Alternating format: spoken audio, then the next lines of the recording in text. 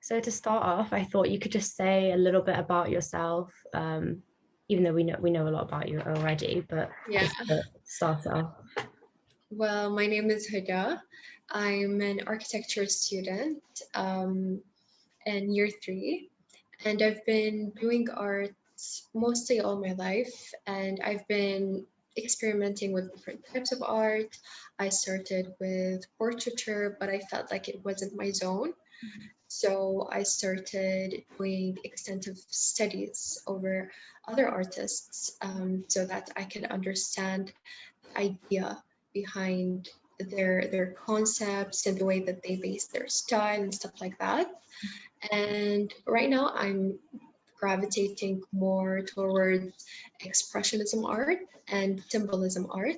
Yeah. And I'm trying to like speak about things that like matter to people. Like I sometimes try to involve like society issues that some people like choose not to speak about, you Yeah. know. So yeah, that's me. So as an architecture student, that's so interesting. Like, do you think you keep it separate from the art, or does it influence how you how you paint and how you draw? I feel like when it comes to our subjects, we did learn about um, design principles, understanding contrast, unity, variety. We did also learn about color theory, color schemes, analyzing artists, and because like art and architecture kind of go hand in hand. Yeah. So in most cases, like some architects get inspired by artists and they imply that on their buildings. But when it came to my process of creating art, I feel like I separated these two because especially in architecture there are so many rules. You have to like do a lot of like you have to have like a specific criteria when you follow creating or designing a building. But in my art journey I try to be very fluid, flexible. I do a lot of like experimentation. I don't like to restrict myself, and yeah, that's how I've always been. I guess it's nice you have the opportunity to be a bit more free. Yeah, exactly. It's like my getaway Yeah, away from all of these rules. Yeah. yeah, definitely. So I wanted to ask about how you said that you sometimes involve more like societal issues and problems in your work. Uh, Yeah. and I just wondered how you navigate that as obviously a Bahraini artist, living in a more like restricted country in terms Yeah. Conservative. of, I know that I've struggled with that Mm. of when I lived there, like different, obviously you have to be careful with different political views and being respectful. I just wondered how you navigate that and if you've had any troubles. Yeah. Well, so far in the art that I've created so far, I haven't like faced a lot of trouble in that because I try to be careful to not create something that would be very much triggering or sensitive to people. But at the same time, I feel like as Arabs, we need representation, especially when it comes to females, because we're treated differently. And I feel like some people are in denial of that. They're like, no, it's fine, just deal with it. Your grandparents dealt with it, you might as well just do that. And it's wrong because they dealt with it. Sorry? I agree. Yeah, they dealt with it because they felt like they have to, and they didn't have like someone to help them or to like offer any kind of help, whether it's like emotional or any sort of help. So I still have a lot of ideas that I want to do in the future when it comes to my art, and even if people like feel some kind of a way of my art, I don't feel like that would very much affect me in a way because I want people to deal with that. You know, I want people to face these issues that we're facing as a society, and we stop. You know, we stop. It's like rubbing it under the rug and pretending like it's okay. No, it's not. Not Yeah, at all. definitely.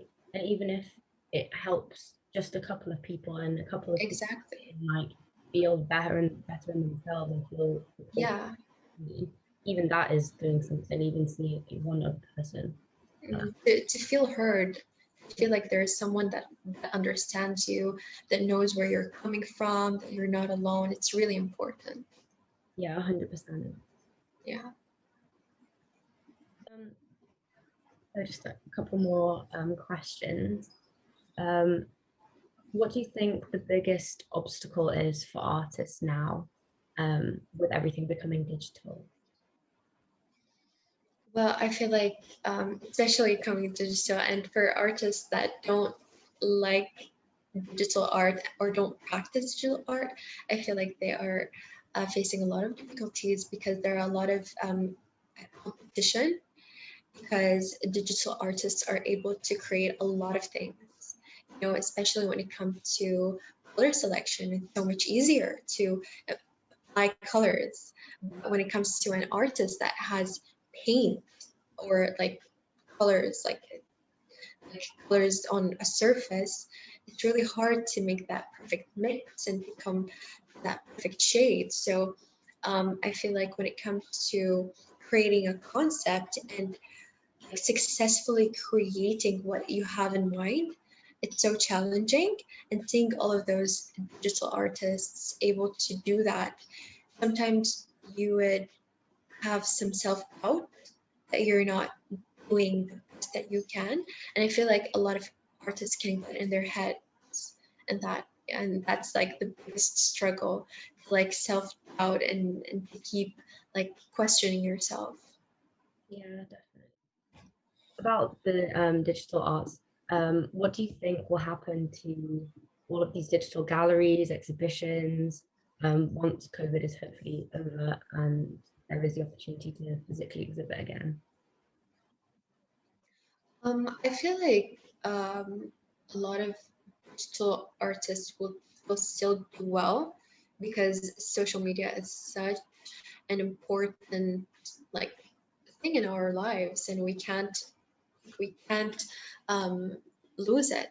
And I feel like even when it comes to businesses, a lot of them have shifted digitally and have depended on emails and stuff like that to make meetings, and they didn't feel the need to go back to like physical workplaces. And I feel like a lot of galleries would consider that, but still I feel like the experience of seeing the artwork face to face is amazing, and it makes the person connect the artwork more. But still, it's a very good beneficial substitute, I would say. So just one last question. Where do you where do you see the digital art scene in 5 years The art scene, or myself, like in general. and your practice within the art scene yourself? That's a big Where do question. I see myself? Okay, so where do I see myself? I would say, oh, that's a very very question. Because I don't know what. Sorry, I can't hear. Like what my parents ask me, it's a stressful question. Um, I feel like I would love to reach like a larger amount of people. I would like the society to connect with my work. And I have a lot of ideas coming up, and I feel like yeah, some of them might be controversial and they might not be liked by a lot of people. Um, but I hope, I really hope to stick to my plan and not to like let go of the passion that I have in me, because sometimes you just can get easily carried away from your purpose. And I just want to keep doing that in the upcoming years and to keep doing my thing. Um, and as an artist, like you're constantly in the changing process. You can't like just stick to something. You might have an idea, and like a day prior to that, you would like have a completely different approach. But for now, I feel like I want to keep focusing more education. If I had the opportunity to receive like a degree in arts after I graduate, I would love that. So yeah, that's what I would want to do. Yeah, that sounds amazing. I think you sound really passionate, and I think that you definitely like have the potential to like reach a lot of people. I hope so. Thank you. It's so nice to see a Bahraini artist thriving and part of an international exhibition with all these different art and exhibitions, places. I think it's nice. Yeah. Uh, Despite us being a very small country, I feel like there are a lot of gems, in the country, but they're just waiting for the perfect opportunity to like expand and get that type of exposure. Yeah. yeah, I think the country has a lot of artistic potential. Like it's so like has such a rich like heritage and culture. Like I think Mhm. definitely yeah. So yeah, this was such a lovely conversation. It was so nice to chat with you. You Um, too. I had a lot of fun and it was a very good chat.